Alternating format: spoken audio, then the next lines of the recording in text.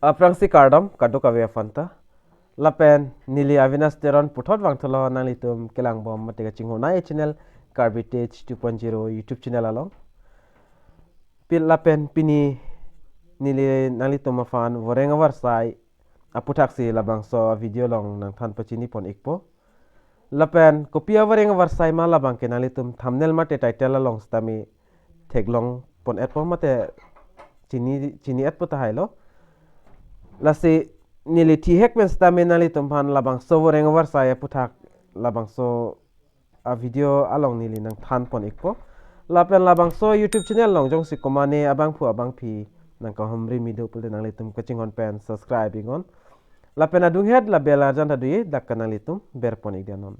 lala pulte munon finili ajada sonle labangso YouTube channel long nili upload stame nalitum kilong da prai mate kachini da prai fan tangte pada depin pen labangso Voreng Awarsai APHUTHAK le pini lang pononang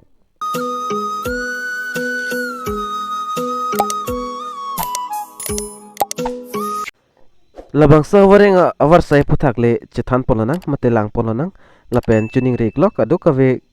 Karbi Anglong radoan sitamen nang litum sitamen nang langdun igon lapen labangso channel long jongsi non nang kahomri milang polote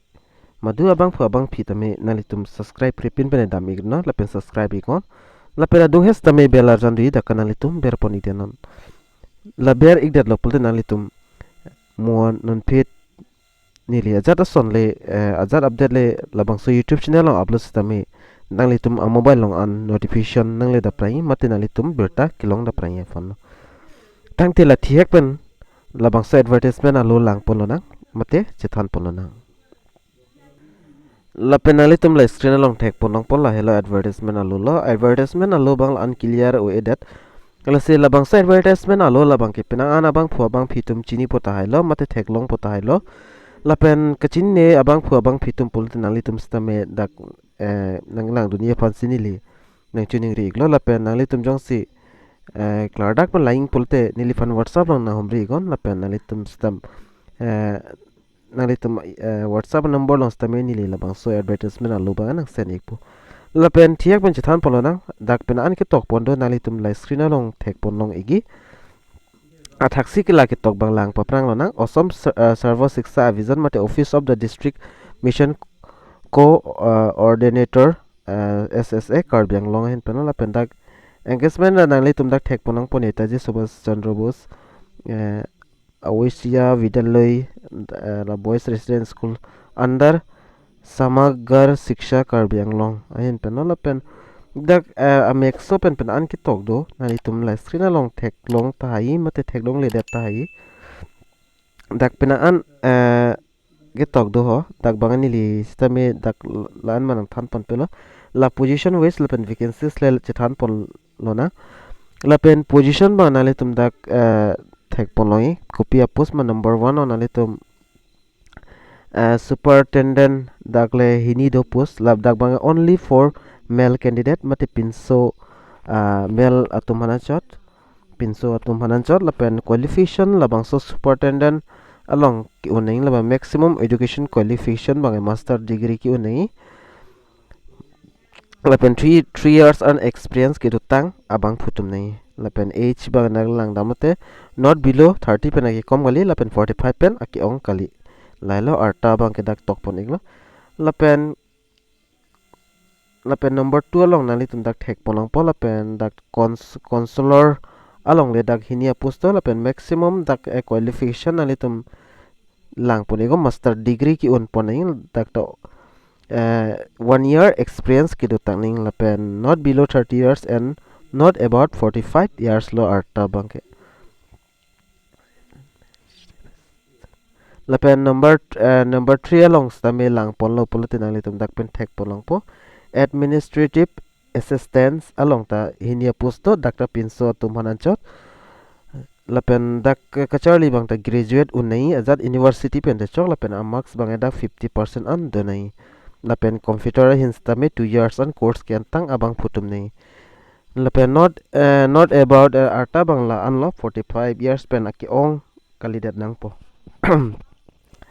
lapen lason thak thak sidak number 4 along nangli tum thek pon long ekpo number 4 along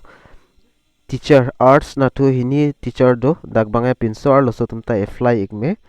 labang ke dak graduate ki untang nang po kachar liang ding bangke lapen not about arta bang la an la 45 years pen athak kalidat nang po lapen dak science lapen maths a teacher fanta dak hini apusto dak ta pinso ar loso apply dun me lapen education qualification bang kenali tum graduate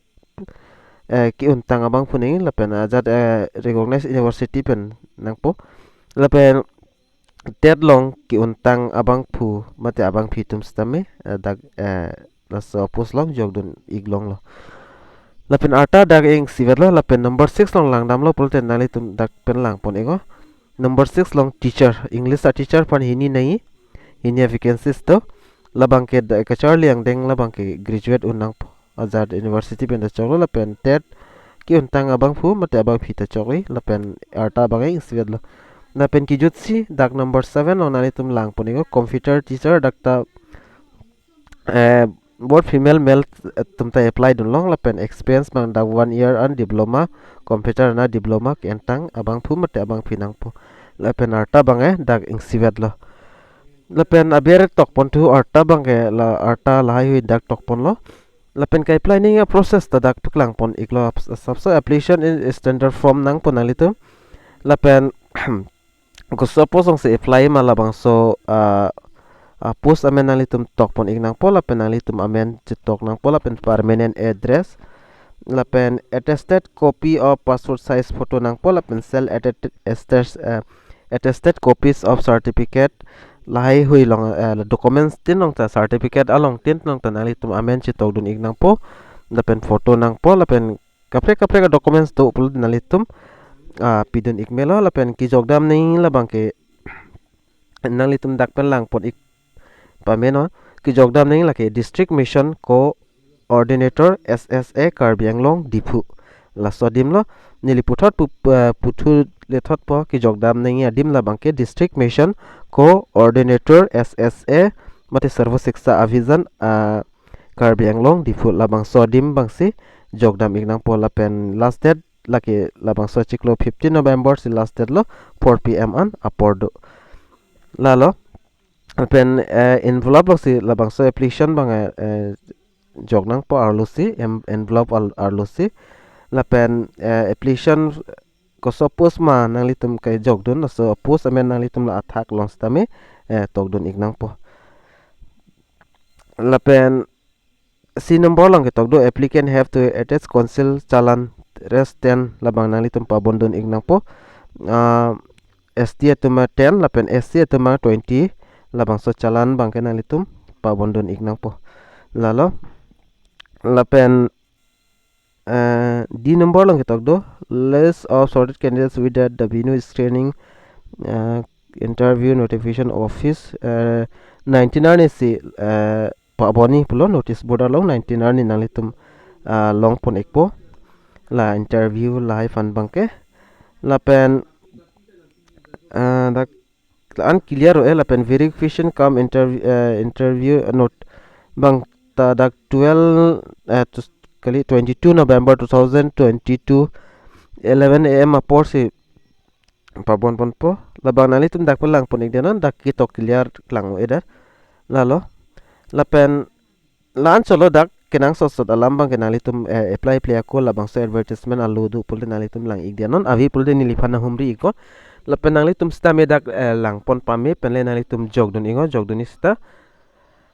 lapen nilita laan bang ke dak details tok bang nilita laan chini ik eder lo lasi advertisement alu ta dak klang remat laan klang o clear o eder lasi nali tum bang lang pame penle nali tum jogdun ista jogdun ingo jol hello nili bang la piklang rada fan piklang naing pumas nili bang piklang lo lapen asap so la bang so details ta nili dak than pon ik der lo lasi pinya video long mang laan chot lo lapen non mo penap a video along le che than pon thulo nang mate lang pon thulo nang lapen tingni ne pen benali tum patumi molam a video lang le lang pulte ki jut si molam nali tum long ikin nali tum lang dam ikon lapen channel long stame akimi lang pole nali tum subscribe ikon tangte dome thakme kadu kave karbitik 2.0 YouTube channel ke lang ara do an pas tame nilhin pen kardom